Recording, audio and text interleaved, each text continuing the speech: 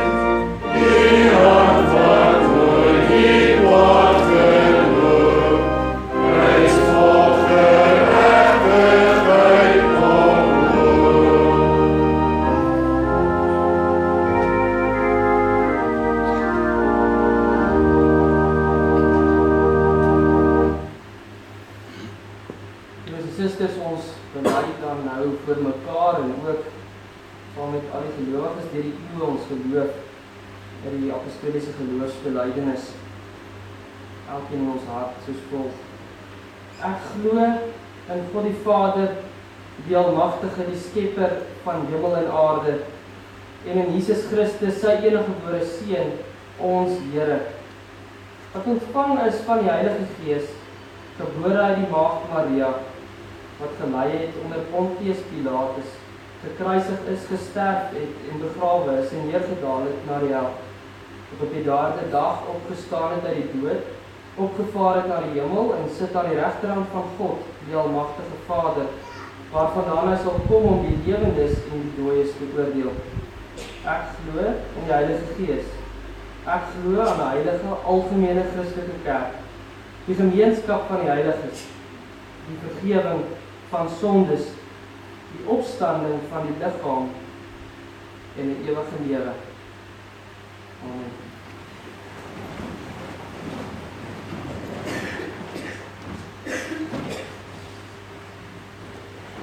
Ons luister na die wet van die Here, soos dit opgeteken is in Eksodus hoofstuk 20.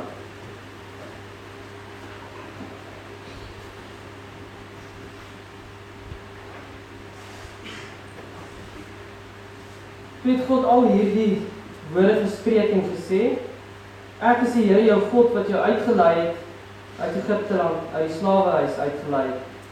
Jy mag geen ander gode voor my aangesig hê nie. Jy mag vir jou geen gesneede beeld of enige gelykenis maak van wat bo in die hemel is, of van wat onder op die aarde is, of van wat in die waters onder die aarde is nie. Jy mag jou voor hulle nie neerbuig en hulle nie dien nie, want ek, die Here jou God, is 'n jaloerse God wat die misdaad van die vaders besoek aan die kinders, aan die derde en aan die vierde geslag van die wat my haat. En ek bewys barmhartigheid aan duisende van die wat my liefhet en my gebooie onderhou. Jy mag die naam van die Here jou God nie ydelik gebruik nie, want die Here sal die een wat sy naam ydelik gebruik, nie ongestraf laat bly nie. Gedenk die Sabbatdag dat jy dit heilig. 6 dae moet jy arbei en al jou werk doen, maar die 7de dag is die Sabbat van die Here jou God. Dan mag jy geen werk doen nie. Jy of jou seun of jou dogter, of jou diensknegt of jou diensmaagd, of jou vee of jou vreemdeling wat in jou poorte is nie. Want in 6 dae het die Here die hemel en die aarde gemaak, die see en alles wat daarin is, en op die 7de dag het hy gerus. Daarom het die Here die Sabbatdag geseën en dit geheilig. Eer jou vader en jou moeder, dat jou dae verleng mag word in die land waar die Here jou God aan jou gee. Jy mag nie doodslaan nie, jy mag nie egbreek nie, jy mag nie steel nie. Jy mag geen valse getuienis teen jou naaste spreek nie. Jy mag nie jou naaste se huis begeer nie, jy mag nie jou naaste se vrou begeer nie, of sy diensknegt of sy diensmaagd, of sy os of sy esel, of iets wat van jou naaste is nie. Kom ons antwoord hierop uit Psalm 103, vers 2 en vers 3. Psalm 103, vers 2 en vers 3. En daarna bid ons saam. Ek lees dit nie voor nie.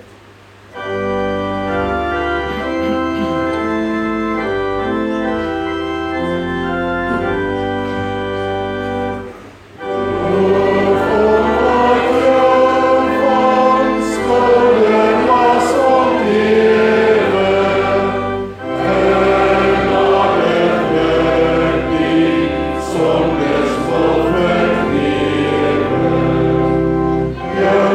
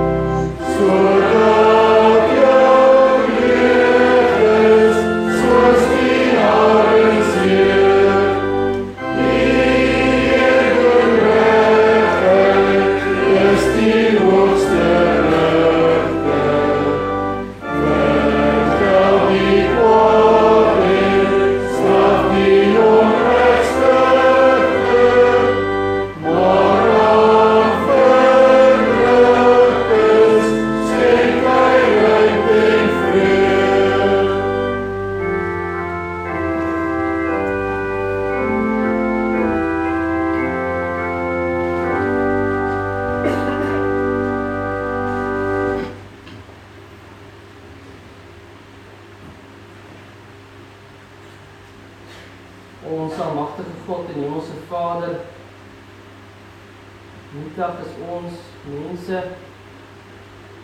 Ja, Here, ons dink dat ons hier is vanoggend uit onsself uit. Dit is so maklik, verval ons in hoogmoed. So maklik werk ons met selfregverdiging. Here, maar ons het nou gesing van U genade. Ons is vanoggend hier omdat U ons deur U Gees opgewek het. En dit is genade, Here. As ons na ons eie lewe kyk, van die spieël van die woord, Here, dan sien ons so baie tekortkominge. Ons sien hoe ver is ons van U af. En ons probeer hier op aarde met ons slimheid U uitdink. Here, die dwaas. Maar ons dank U. En ons dank U vir U liefde. Dat U ontferm oor ons. Dat U Seun Jesus Christus na ons toe gestuur het om ons te kom red.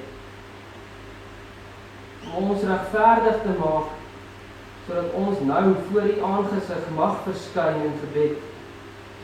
Dat ons U mag aanroep as ons Vader wat persoonlik is, en wat lief is vir ons, en wat alle dinge beskik. Dat alles in ons lewe binne U raad is. En ons bid vir 'n lewe wat getuig van U. Vir hierdie gemeente dat daar 'n ordelikheid in hulle lewe sal wees. 'n Orde wat U ingestel het. 'n Orde van 'n gelowige lewe. En ons kom voor U. En ons pleit by U. Dat U ons sal versterk, want ons is swak. Hierdie week is daar van die lidmate wat by 'n graf gaan staan. En ons as mense kan dit nie dra nie, maar alleen deur U genade verstaan ons. Verstaan ons U woord. Versterk ook daardie gelowiges. Here, vir die wat dan ook swaar kry, daar in die Noord-Kaap, Kalahari, die droogte, groot geloofsbeproewing vir hulle. Ons bid dat U ten eerste hulle geloof sal versterk in die tyd. Maar Here, ons wat hier in die stad bly, wat so maklik die voorsienigheid miskyk. Want ons ry net winkel toe en kry kos, dis so maklik, Here, maar van waar kom daardie voedsel? En mag ons ook besef dat ons blind is, en dat U ons sal versterk deur die krag, deur die Gees, dat ons die voorsienigheid sal raak sien. En in die reën wat geval het, loof en prys ons U, dit is vir ons wonderlik, dat U alle dinge onderhou. En die fynste besonderhede sorg U vir ons. Jy wees met die diakens, ouderlinge, lidmate, die predikant in die gemeente, versterk hulle, dat hulle met erns hulle roeping sal opneem. Al is dit ook soms moeilik, tussen al die werk en die dinge wat gedoen moet word, dat ons weer ons fokus op U sal stel. En dan bid ons, vir ons land. Ons kla so baie, en daar is so baie onreg ook in die land. Ons bid vir bekering. Ons bid vir rustigheid en vrede, dat ons U in vrede kan dien. Here, maak dan ook ons ore oop vanoggend, dat ons kan luister na U woord, dat ons kan leer wie U is, en dat ons iets kan verstaan van U geregtigheid. Ons bid dit in Jesus Christus naam alleen. Amen.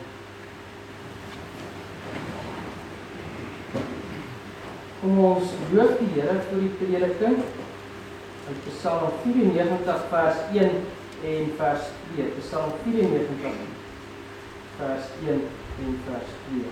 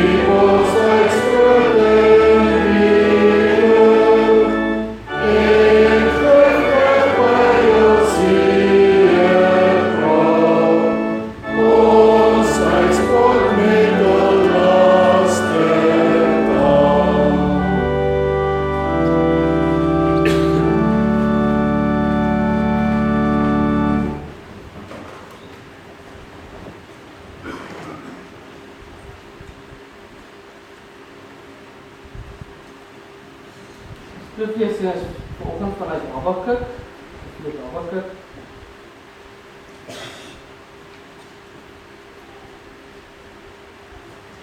Ons lees vanaf hoofstuk 1 tot hoofstuk 2 vers 4.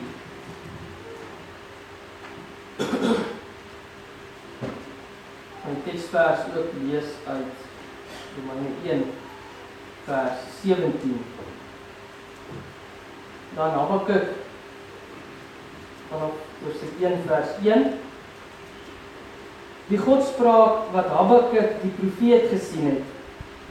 Hoe lank, o Here, roep ek om hulp, maar u hoor nie, skreeu ek tot u geweld, maar u help nie. Waarom laat u die onreg sien, u my die onreg sien en aanskou u die moeite? Ja, verwoesting en geweld is voor my oë en daar is stryd en twis begin.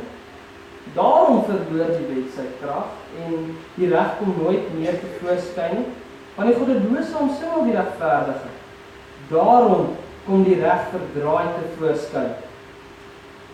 Aanskou onder die nasies en merk op en staan verstom, want ek gaan iets in julle daar doen wat julle nie sal glo as dit vertel word nie.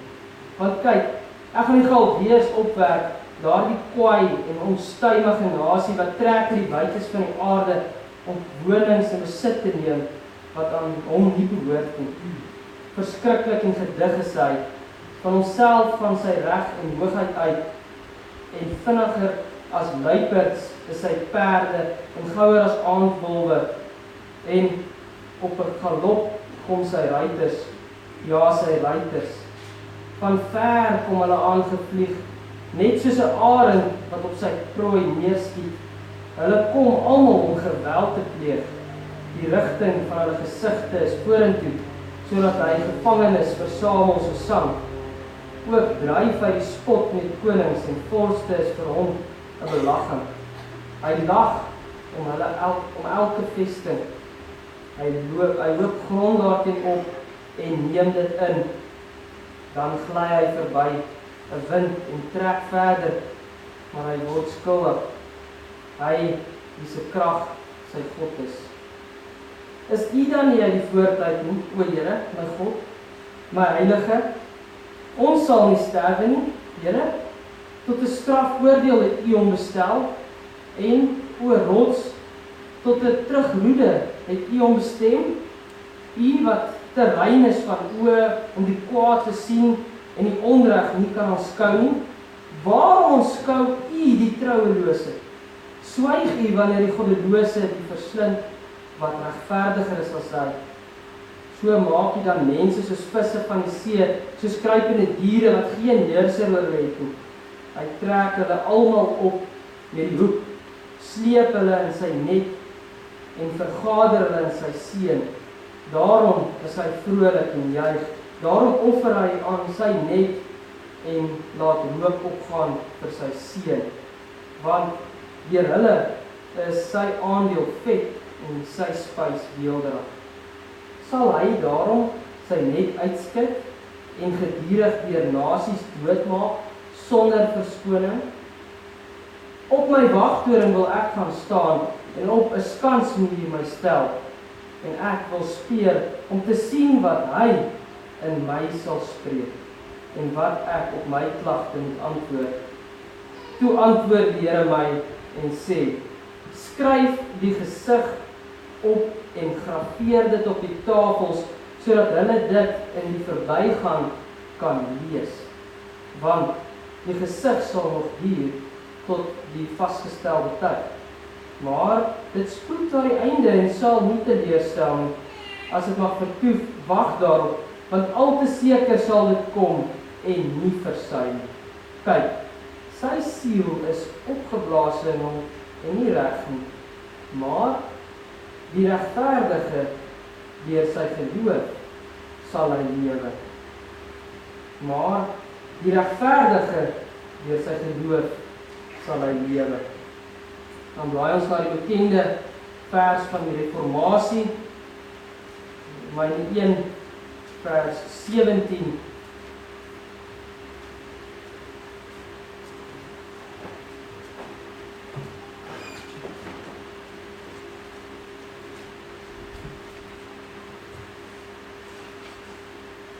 Want die geregtigheid van God word daarin geopenbaar, uit geloof tot geloof.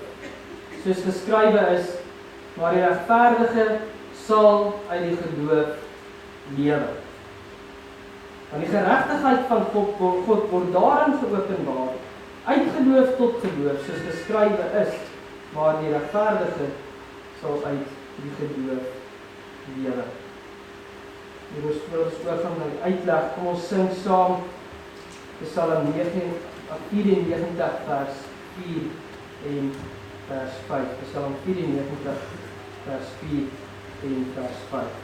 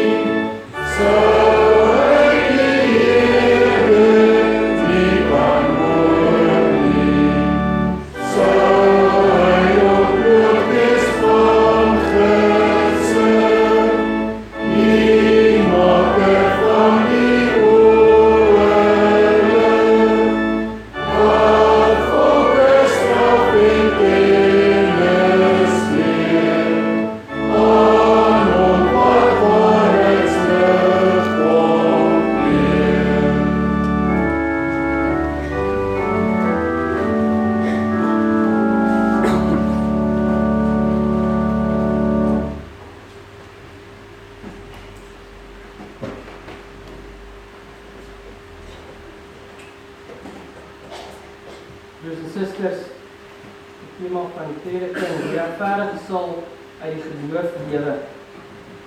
In die tyd van die jaar vier ons ook, herdenk ons die reformatie van 1517, waar Martin Luther die 95 stellings teen die Slotkerk van Wittenberg vasgeslaan het. En van die teksgedeeltes wat ons ook mee goed bekend is hierdie gedeelte in Romeine 1 vers 17. Die regverdige sal uit die geloof lewe. Die gevaar is wel dat ons vandag hierdie woorde juis teen dit wat die reformatore, die hervormers ons waarsku, weer uit die konteks van die skrif neem. Dat ons regverdiging selfregverdiging word. En dat ons geloof 'n eie geloof word. Wat verander in my gevoel. En dit is juis dit wat ons teen moet waak. Dat ons kyk in vandag se prediking, in watter konteks staan hierdie woorde. Die regverdige sal uit die geloof lewe. En om dit te verstaan, kyk ons vanoggend na die boek Habakuk. In die middel van die boek Habakuk, ingesement, staan hierdie woorde. En rondom dit leer ons Gods geregtigheid ken. Ons kyk vanoggend in die prediking eers na 'n raamwerk en 'n agtergrond van die boek Habakuk om hierdie woorde beter te verstaan. En dan kyk ons na 'n gelowige se worstelstryd met die Here. Hoe behoort ons te worstel en hoe nie? En dan laastens met geloofsoë as 'n gawe wat ons van die Here ontvang. Eerste, die raamwerk en die agtergrond van die boek Habakuk. Die boek word ingedeel in klagtes en antwoorde. Klagtes teen die Here en antwoorde van die Here. Die eerste klagte was in die eerste paar verse, soos ek 1 vers 2 tot 4 van Habakuk, wat 'n klagte teen die Here lê, en dan kry ons 'n goddelike antwoord. Soos ek 1 vers 5 tot 11. En dan kom die tweede klagte van Habakuk. Soos ek 1 vers 12 tot 17. En dan kry ons weer 'n goddelike antwoord. Soos ek 2 vers 1 tot 4 tot waar ons gelees het. Die res van die boek, die res van hoofstuk 2, is dan die wee-uitsprake van die Galdeërs. 5 wee-uitsprake teen hulle. En dan Habakuk 3, die mooi psalm wat ons wat bekend is meer, waar Habakuk sê, Here, nou sien ek. Nou sien ek. Ek was blind. Die eerste klagte wat Habakuk tot die Here rig is die korrupsie van Juda. Hy sê, Here, waarom laat U my hierdie boosheid aanskou? En waarom aanskou U dit? Habakuk is verstom. Hy worstel met die Here hier. Die profesie is heel waarskynlik geskryf in die tyd van die regering van koning Jojakim, in die einde van die 7de eeu. Om die konteks te verstaan, moet ons verwys na Jeremia. Jeremia wat as profeet na die koning Jojakim kom met 'n geskrif van die Here en sê, jy gaan verwoes word deur die Galdeërs, Babiloniërs. Wat doen hy dan? In sy arrogansie verbrand hy die geskrif. Ons lees Jeremia 36 vers 28 tot 30. Neem vir jou weer, Jeremia, 'n ander rol en skryf dit daarop al die vorige woorde wat op die eerste rol was, wat Jojakim die koning van Juda verbrand het. En aangaande Jojakim die koning van Juda moet jy sê, so spreek die Here. Jy het hierdie rol verbrand met die woorde, waarom het jy daarom geskrywe en gesê, die koning van Babel sal sekerlik kom en hierdie land verwoes, en mens en dier daar uitroei? Daarom, so spreek die Here aangaande Jojakim, die koning van Juda. Hy sal nooit een hê wat op sy troon van Dawid sit nie, en sy lijk sal weggegooi lê bedags in die hitte en snags en koue. Dit is die agtergrond in die tyd van Jojakim, wat nie wou luister vir die Here nie. Onreg in die land. Boosheid. En dan kry ons die tweede klagte wat gerig word tot die Here. En dit is nadat Habakuk gehoor het wat die Here sê, reaksie op die eerste klagte.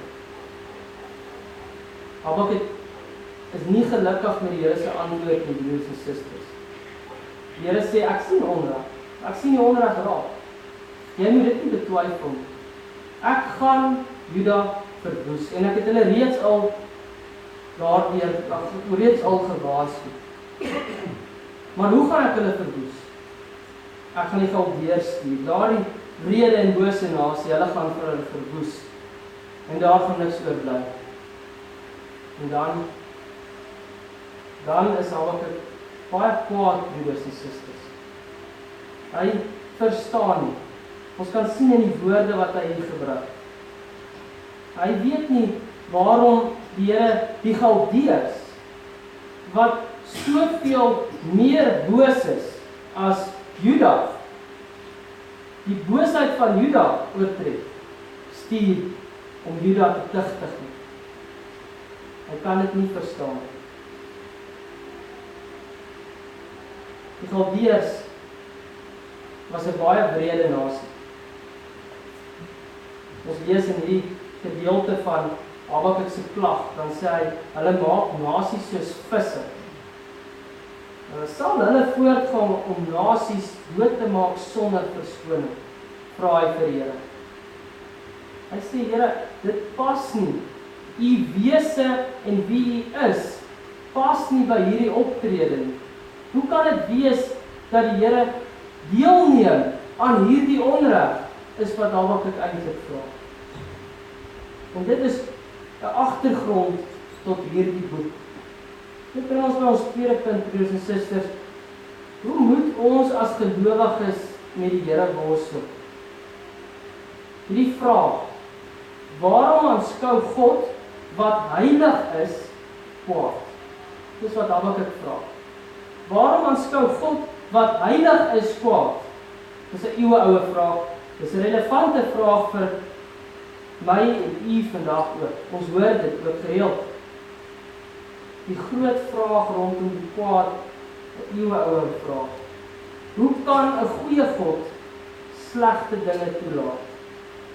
Die antwoorde en die hantering van hierdie vraag, hoe ons as gereformeerdes hierdie vraag antwoord, bring 'n baie duidelike skeidslyn tussen byvoorbeeld Calvinisme, Arminianisme. Tussen die gereformeerde leer en die Rooms-Katolieke. 'n duidelike skeidslyn wat ongelukkig in ons tyd vermeng word. En as ons die reformatie herdenk, dan moet ons weer vir mekaar sê, ons moet hierdie skeidslyn duidelik trek.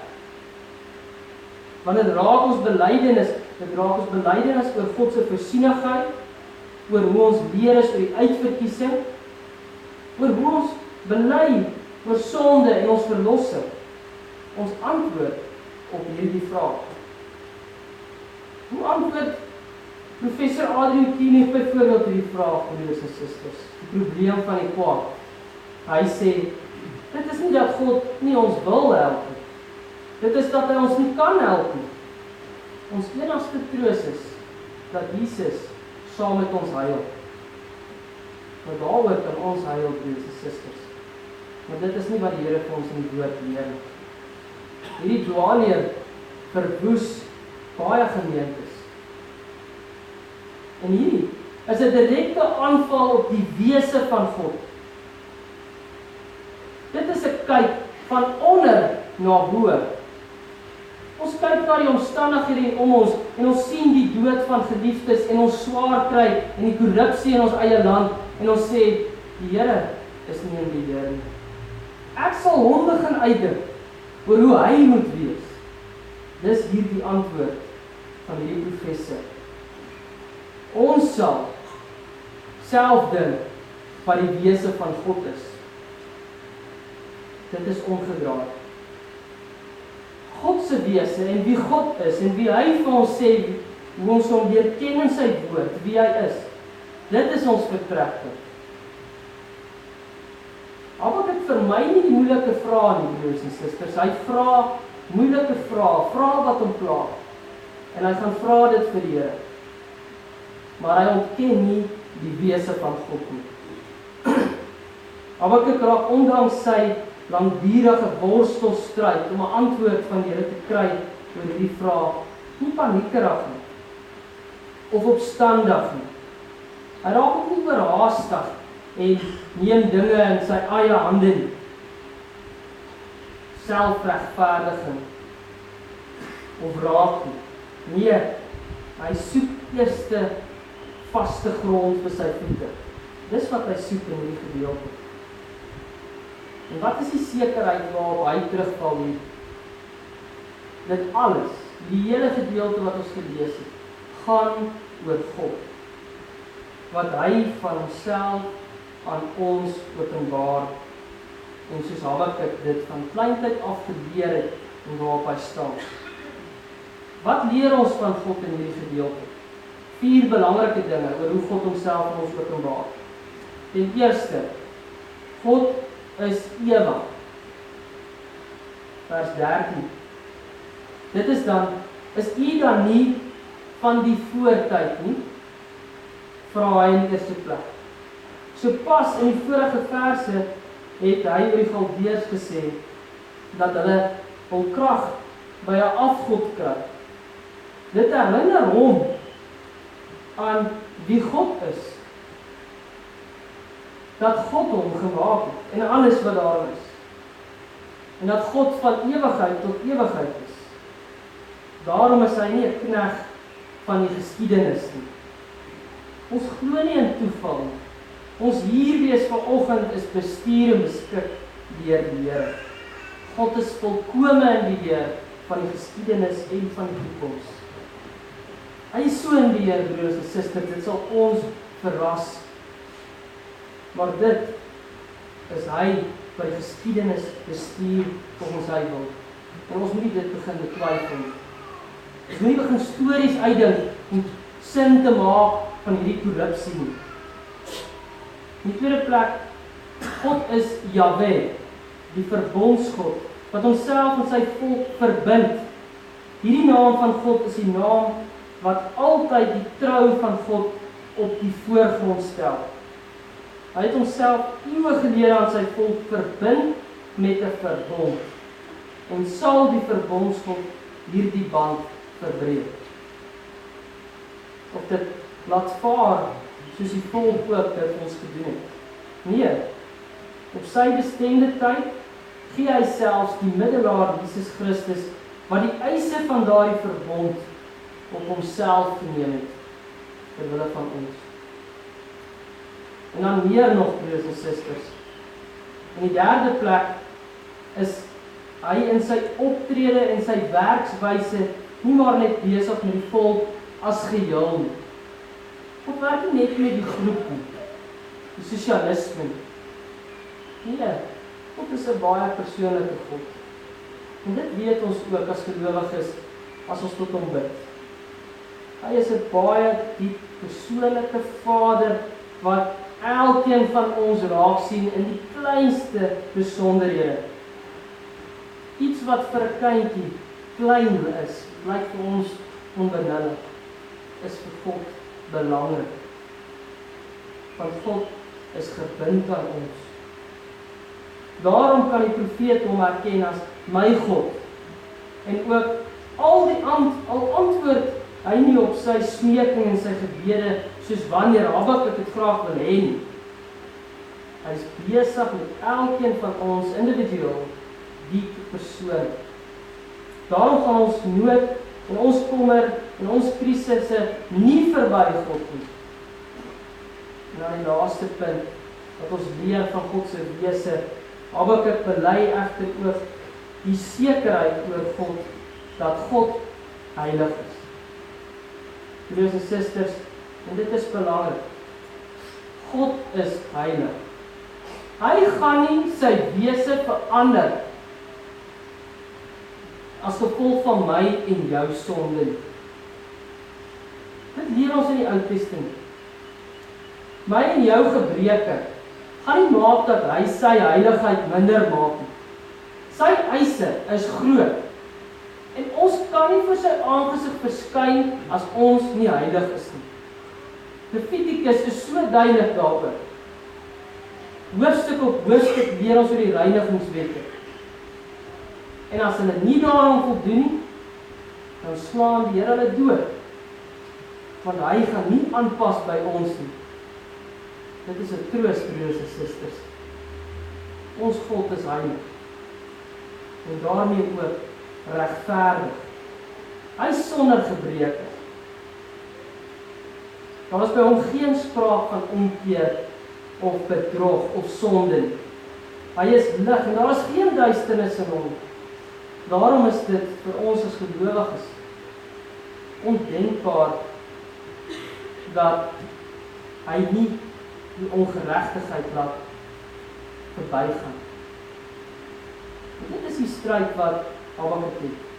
Die wese van God ken, hy het dit leer ken en hy bely dit hier in die teks. Maar hy kyk na die wêreld en hy sien wat hier aangaan.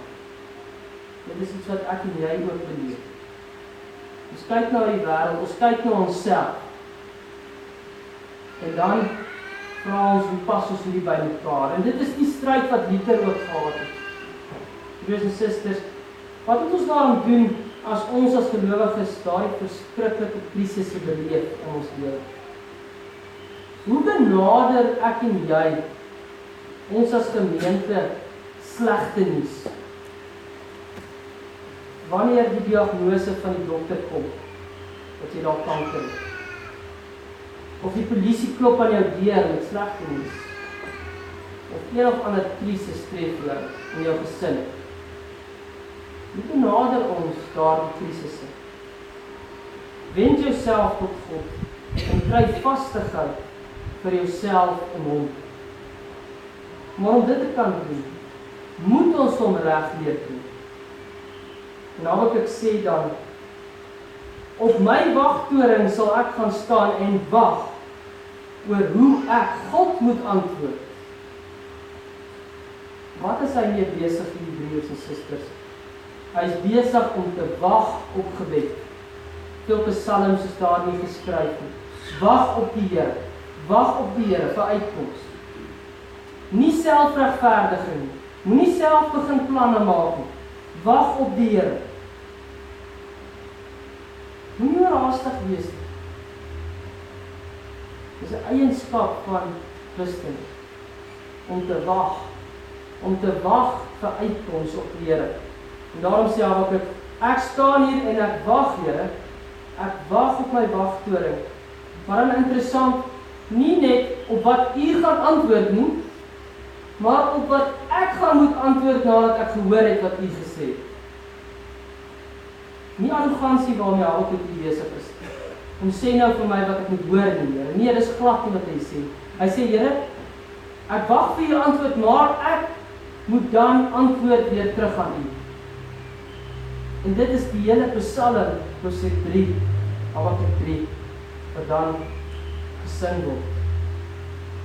En dan sluit ons met die laaste punt af. Geloof as 'n geskenk. Menslike geloof en selfregverdiging. Dit is wat ons graag wil hê. Dis die geneigtheid van ons hart. Selfregverdiging vir hoekom dinge met my gebeur. Ons moet pas op vir my geloof, broers en susters. Ons moet pas op vir ons gevoel. Ek dink nie God sal so maak nie. Dit is kliniese antwoord op die probleem van die kwaad. En dan skep ons vir onsself 'n eie God wat nie bestaan nie. Habakuk begin en kyk met sy eie oë, hoofstuk 1. Hy sê, Here, waarom laat U my hierdie dinge sien en waarom sien U hierdie goed? Wat begin in hoofstuk 3 gebeur? Die Here draai dit om en sê, nee Habakuk, jy is die een wat nie sien nie. Ek sien altyd, ek is al sien. Wie is die een wat verkeerd gekyk het? Wie is die een wat verkeerd gehoor het? Dis nie God nie. Dit is ons. En dan kom die Here deur sy genade, en dit is wat ons vanuit die reformatie weer opnuut opgediep en bely. die geskenk van geloof. Geloof as 'n genadegawe wat vir ons gegee is deur Jesus Christus. Die omdraai van ons hoor en ons sien na dit wat God gesien het en wat ons van hom hoor. Ons gee vir ons nuwe oë. Ons is blind, maar nou sien ons. Die reformatie was in daai sin weer nuwe oë, 'n nuut kyk na God se woord, 'n opneem van die woord en sê, kom ons dink nie meer wat God sê nie, maar kom ons hoor self wat hy sê. En sentraal in die middelpunt van Habakuk die boek staan, sement vas die woorde, die regverdig sal uit die geloof lewe. Dis 2 vers 4. En dit is ook vas in die geregtigheid van God. Ons kan nie hierdie woorde losmaak van God se geregtigheid nie. God sien nie die boosheid oor nie. Hy is nie blind daarvoor nie. Sy geregtigheid sal geskied. Dan lees ons in Romeine 1 vers 17. Want die geregtigheid van God word daarin geopenbaar, uit geloof tot geloof, soos geskrywe is, maar die regverdige sal uit die geloof lewe. En 'n verdere verklaring van hierdie gedeelte uit Romeine 3 vers 24 en verder. En hulle, dit is die kinders van God, die regverdiges, word deur sy genade sonder verdienste geregverdig, deur die verlossing wat in Christus Jesus is. Hom, Jesus Christus, het God voorgestel in sy bloed as 'n versoening deur die geloof, om sy geregtigheid te bewys, deurdat hy die sondes ongestraf laat bly, wat tevore gedoen is, onder die verdraagsaamheid van God, om sy geregtigheid te toon in die teenswoordige tyd, sodat hy selfs regverdig kan wees, en regverdig maak, wie uit die geloof in Jesus is. Broers en susters, 'n interessante woord in hierdie gedeelte, die verdraagsaamheid van God. As ons vinger wys na die onreg van die wêreld wat daar is, en die onreg van die tyd, dan moet ons nie onsself miskyk nie. God wat verdraagsaam is met sonde, wat bedoel dit? Beteken dit dat God dit nie gaan straf nie? Nee. Hy is lankmoedig. Broers en susters, hy is liefdevol. Sy toorn het my en jou nie verteer nie. Hy het Jesus Christus eers gestuur. En hy het in hom die boosheid wat in my en jou is, en in hierdie wêreld, hom geneem, gestraf. Maar die Here gaan optree, en hy tree op reeds in Christus. Hy is oorwinnend besig. Hy maak skoon wat voor hom is. Hy laat die nasies hulle self verwoes. God is regverdig, en daaroor moet ons nie twyfel nie. Wat is 'n gelowige se reaksie op hierdie belydenis van God se regverdigheid, se geregtigheid? Dan kom Habakuk 3 tot hierdie belydenis. Hy sê aan die einde van die hoofstuk, toe ek dit hoor, het my ingewande gebewe, my lippe het getrol by die geluid, bederf het gekom in my gebeente. Broers en susters, as ons besef, ons is skuldig voor die Here, dan is hierdie ons belydenis. Ons ingewande bewe. Ek is in moeilikheid. Ja, ek het gebewe, sê Habakuk, waar ek gestaan het. Maar, die mooi troos, dan sê hy, omdat ek rustig moes wag op die dag van benoudheid, dat dit aanbreek vir die volk wat op ons 'n aanval maak. Wag op die Here, om rustig te wag. En dan kry ons die mooi woorde, al sou die vyeboom nie bot nie, al sou daar droogte wees, al sou dit vir ons lyk asof hierdie wêreld in beheer is. Nogtans weet ons God is in beheer en in hom sal ons jubel. Gaan in jou binnekamer in, gaan staan op jou wagtoon en wend jou tot God in jou gebed. Verheerlik hom, erken hom ten eerste vir wie hy is. Roep hom aan as Vader. Dis om prakties te lewe uit jou geloof as God die Almagtige, wat elke dag in alle omstandighede voorsien. Gryp vas aan hom en die beloftes van sy woord. Soos ons tot in Romeine 8 lees, niks sal ons kan skei van die liefde van God wat daar in Jesus Christus is, ons Here is nie. Amen. Ons bid saam.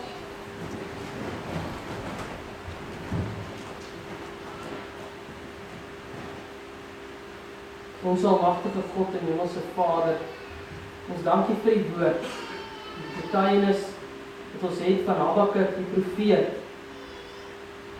die wyse wat hy ook geworstel het met die probleme in sy lewe. Here, ons raak partykeer moedeloos en dan bid ons nie eens meer nie. Ons vra nie eens meer vir U iets nie. Ons gebedslewe is leeg. En ons bid dat U ons opnuut deur die Heilige Gees weer sal opwek, dat ons sal moeite maak en sal tyd maak om dankbaar te leef, Here. Dat ons sal bid, dat ons op ons wagtoring sal staan, maar dat ons in ons gebede en in ons worstelstryd nie U wese sal begin twyfel. Dat ons sal vashou aan wie U is en hoe U self aan ons openbaar, dat U ewig is, dat U heilig is, dat U regverdig is, dat U persoonlike God is, wat vir ons dalk onbenullig lyk, Here, maar dit is vir U van groot belang. Dat ons dit voor U voete lê, dat ons ook die gemeente sal wees wat bid vir mekaar, wat mekaar ondersteun.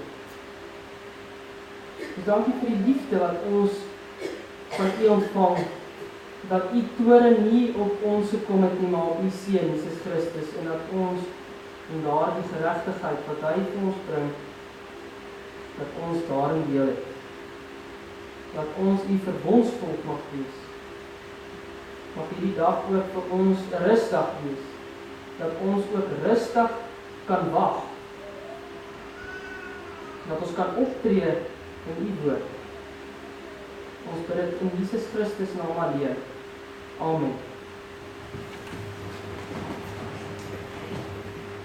Daar is nou geleentheid die offergawes en daarna sing ons saam Psalm 94 vers 8, 9 en 12. Psalm 94 vers 8, 9 en 12.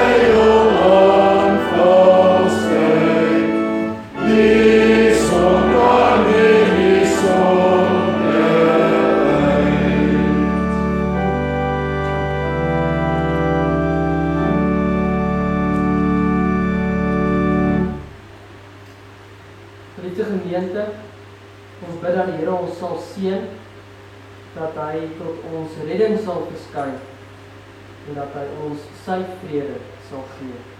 Amen.